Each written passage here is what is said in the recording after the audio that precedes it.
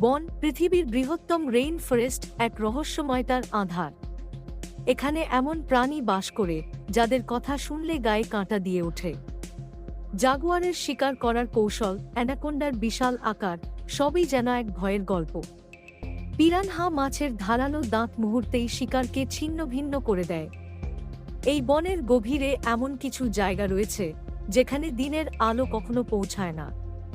এখানে বসবাসকারী উপজাতি গোষ্ঠীগুলোর জীবনধারা আমাদের কাছে অলৌকিক মনে হয়। আচমকা রহস্যময় আওয়াজ বা অদ্ভুত ছায়া দেখে অনেকেই দিক হারিয়ে ফেলেন।